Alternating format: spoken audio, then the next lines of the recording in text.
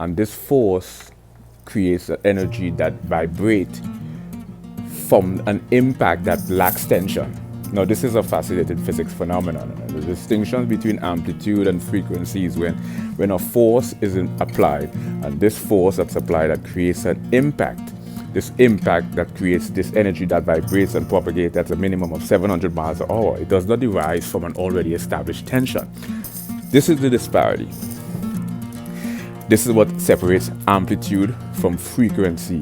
When it comes to sound, if we take a physics analysis of sound, frequency is based on pitch, cycle per second, so they're named after hertz.